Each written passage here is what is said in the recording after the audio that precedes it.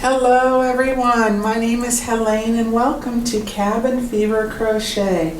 Today I am doing a demo and review on two different ball winders that I have. So I'm going to go over the specs and the mechanisms, what I've discovered, pros and cons on each one before I set them up, and then I'm going to wind one cake in each in the exact same type of yarn so we can see exactly how the yarn acts on the ball winders and how the ball winders work. This one I've had for a couple of years now and have used it a fair amount. This is the Lacis, L-A-C-I-S Ball Winder 2, that's Roman numeral 2. They have two different sizes, a regular size which accommodates a 3.5 to 5 ounce amount of yarn, and then a larger one for larger amounts. I find this one has a good weight to it. It's very sturdy. It doesn't wobble on the table that I attach it to. And I'm going to go over like each piece one and then show you the other one as we go. Alright, so as you can see, this one features a removable spindle, which I really like because if the yarn slips off the bar, sometimes when you're winding and spinning, it can actually, the yarn can get hung up inside the neck on this mechanism and sometimes even catch up inside the gear. So by having a removable spindle, it even has little arrows, that shows you which direction to turn, fasten, and loosen. And you just give it a little turn on and off. Super easy, simple to do. There we go. Okay. So I really like that it's removable. The knit picks is not. It's fixed. So if that happens, the yarn gets stuck up inside here, you are really stuck, and the only way that you can undo it is by cutting your yarn. Now, even though mine has gotten hung up on occasion, I haven't had issues where it's frayed it, split it, or anything like that, but as long as you catch it soon enough and then can take it apart, and it really doesn't take much involved in doing that. So back to the Lacis, the bar, you extend the bar, it's retractable, it folds down, and which helps for storage. And it comes in a box, and that's where I keep it in. That's a pro. Now the con about this bar that I have found is what you do is you pull it out and you give it a pull until it clicks. There's a slight click. Okay, and that engages it. So after winding 2 to 3 cakes of yarn, depending on how thick and dense the yarn is, if it's more dense, it might have a little more tension between your yarn swift, if you have one, or however you're winding it from. And then that's going to create more tension on the bar, and then the bar winds up loosening, and then on its own, it will just retract spontaneously, and when it does that, the bar will flop over, and then your working yarn tends to just go spinning, and that's often when it will get hung up inside. So what I just do, since I've learned that after 2 or 3 hanks, balls, whatever I am that I'm winding into a cake, I will just make sure that this bar is extended out and engaged all the way each time. And that's an easy solution for that. On the knit picks, the bar is fixed all the time. I read on the website to store it, to disengage it, but I haven't found a way to do that, and I read someone else's review. When they tried to do it, they wound up bending it.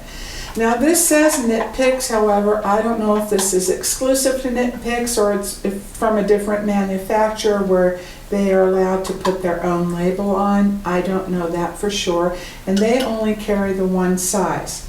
However, Let me take this spindle off and show you.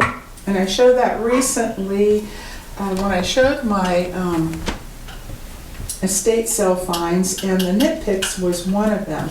So this will be the first time that I'm going to be working with it, and we will get to see this together. Now already you can see here, hopefully you can, hang on, there we go. The neck of the spindle is just a little bit longer on the Knit Picks. There we go. See that? Just slightly longer, but the base is much wider. So to me, that seems like the Knit Picks will accommodate more yarn than the Lacis. Now, as far as the attachment goes, I like the attachment where it slides onto your table. I like the attachment much better on the Lacis. Already had issues with this one. This is much easier, quicker. Okay, so this has a bar and then a turn screw knob on top.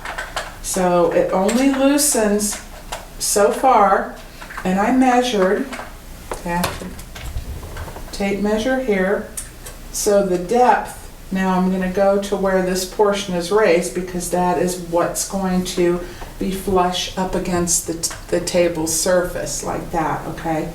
So I measured on this section here, and it is just about, it is 1 1/4 inches.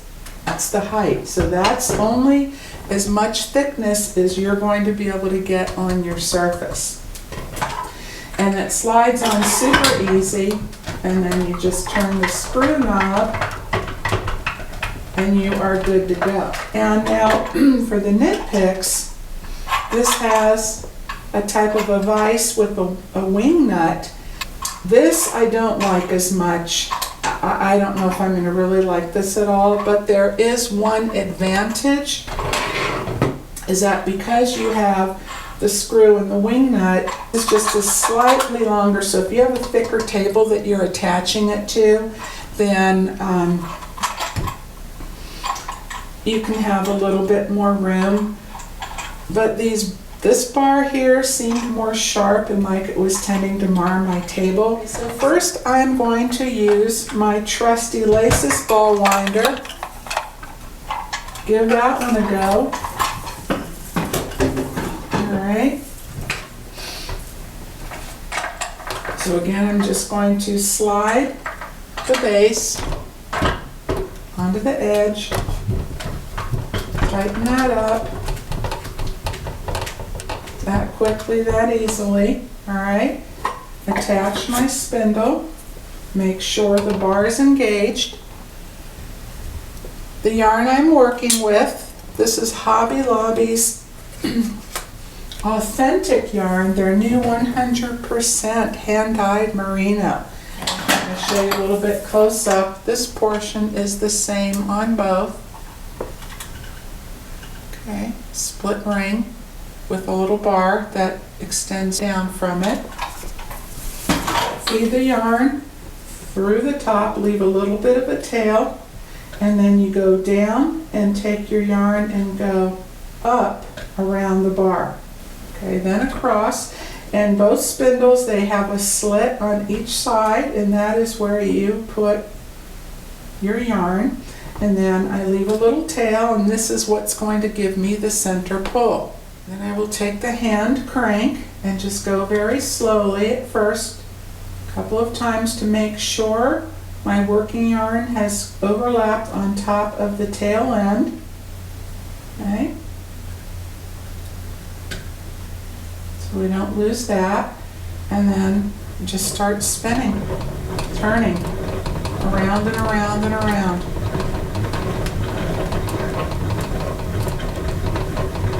And I have my foot on the bottom crossbar of this table just to keep it a little bit more secure from wobbling around. Okay? And you can go as fast as you want. I don't get too overzealous just in case. I have an issue that I can easily correct it without going too far, because the faster I go, if you look at that bar, the more it tends to wobble, and that's what's going to cause this bottom piece to start to disengage itself, okay? Move that quickly. Now this is a 3.5 ounce chunky number 5 yarn, 109 yards, okay? And there we go. Not pretty. And then what I do before I loosen, take my cake off, is I find the tail end and just pull up a little bit. There we go. There I have my center. And I take my fingers like a V and I put it inside, see, on the bottom portion, around each side, on the bottom neck of the spindle. And then I kind of go to the center and lift that up, and that way it keeps the bottom portion of my cake from pulling out. And then you can just give it a little gentle hug, a little squish, and that'll close that up. And rather than putting the card, the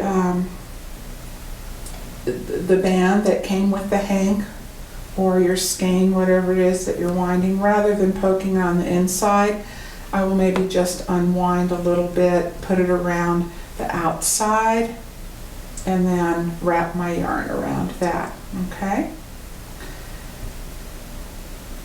All right, so we get a really nice cake. Both sides even, worked up very, very quickly. All right, so now I'm going to switch. Even if I have it as tight as it can get, it will still move if I physically take my hand side to side, but as you can see when I'm using the mechanism, it stays nice and fixed and securely. Okay, so first I attached this, okay, and then I just take my finger and go bloop, bloop on the wing nut. I don't think you're going to be able to see that, but maybe you can. And that helps to screw it up to the top. Okay, and then when it gets up there, then I just take my forefinger and thumb and give it a good few turns without over tightening. Okay, and it feels pretty secure. Feels a little better. There is a little bit of a gap, and I don't know how much of a difference that will make or not, but if you have an issue with that or you're concerned about this marring your surface, I just took half a paper towel, and then I folded it in quarters, okay, half and then half again, and I placed it underneath the base, and that helped too. It helped keep it from jiggling. Okay, so I'm going to grab the other yarn, and then we're going to see how that one winds up. Okay, here we go. I have the same authentic yarn, and this colorway is called In Full Bloom.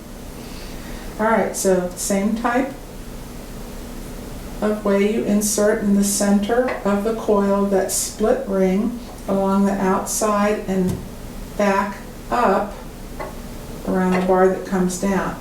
Now, this might work better if you're left-handed, but for me it's rather awkward having to reach around. Already I like the setup of my laces better, where it's right here on the edge. It's not a deal breaker, but it's just awkward, and it feels awkward. I like stressing my upper body a little bit because of the awkward position. Alright, again through the top two slits, and then I'm just going to wind it, gently wind around and make sure I catch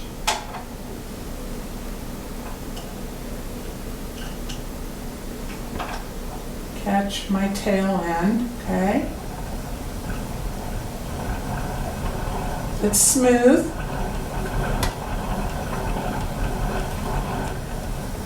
So far this is working pretty well. I do notice that I have to keep my guiding hand up on the working yarn a little bit higher on this Knit Picks than I do on the Lacis ball winder, because if I don't right away, it comes right out of that coil. Okay. And it drops down. My big concern would be if the yarn drops and winds up, you know, the bigger the cake, the farther that you get to the end of the base, and the more likelihood, if it slips off, to drop down inside. So as I get to the end of the cake, what's that? That was a flaw. Okay. There was one flaw in this, by the way. So, and that was the only one. But if you have a knot on your yarn, like on the inside of your hank or cake, ball, skein, and you're not aware of it, and there's one of those big knots, it will get hung up inside. Another reason I like to go a little bit slowly, it just gives me more control, and I'm visually able to see what is happening. So I'm going to finish this up, and then I will give you my final overall take on the two. Okay, here I am at the end of my second cake. Bring that tail end up. Sometimes you just have to give a little gentle tug on one side or the other, and then your end will just pop back up. And again, I'm going to release it in the same way. So I can feel that this was not as tight of a cake. It slid off much easier, almost on its own. I like the Lacis ball winder because it gives a tighter cake. It's going to keep it together, and especially using a center pull, it's going to help keep it from falling down apart and into itself, and then you can wind up having a tangled mess. However, the tighter the cake with using the same yarn tells me that it's stretching the yarn out more and compressing it. So therefore I probably use my Lacis ball winder until I'm ready to use the yarn, or pretty soon thereafter, so that way it doesn't overly stretch my yarn. You can see the difference in the size here. And I'm going to stack one on top of the other.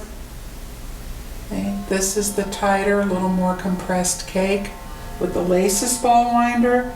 This is the looser cake with the Knit Picks. I like the shape and the feel of the tighter one better. And I've worked with looser cakes and they start falling apart very, very quickly, or I've had to wind up handballing them myself. All right, so overall, I still like my Lacis ball winder the best. It's the most solid, secure, the easiest mechanism. I like the turn handle. It's about the same. This one just has a little more grip to it, but I like the bar that it attaches to. It's very easy to take on and off. There's no wobble at all. But I am a little more limited with the amount of depth or height to accommodate the edge of the table, as long as I don't go over that, and it works perfectly with the one I have, so that works for me. And again, I like the removable spindle, and I don't like so much that the bar works its way in, but I prefer having one that I can release and fold down flat. And for some reason, I don't know why, the design, maybe because this bar extends at an angle outward versus this one comes more straight down.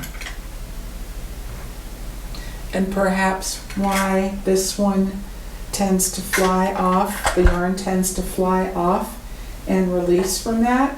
So maybe get, a pair of pliers, or I perhaps could just hand bend that down. And again, I wish this had a detachable base, but as long as I'm paying attention, and once the cake grows and I get towards the end, then I will just slow down and make sure that the yarn stays where it's supposed to be and doesn't slide off and get hung up underneath. I do like the wider base of this one because I can see already that will accommodate a little bit more yarn, although I don't like this wing nut. And overall this one is just a little more fiddly and have to be more careful of that and adjust the height of your working yarn when you're winding to make sure that it stays in between that coil. Okay, and I really am not loving this, the base. It's a little harder to take off. And there's that little grippy tab that's attached underneath the part that attaches to your board or your table. Okay, well I think that pretty much covers it, and then some, huh? Well, you know, that's me. I'm kind of all about the details there. So, okay, well let me know, what do you think of this? Do you have either one of these, and what do you like about yours and what you don't like? All right, well take care, my fiber friends. Please come back again next time. I will see you soon. Bye for now.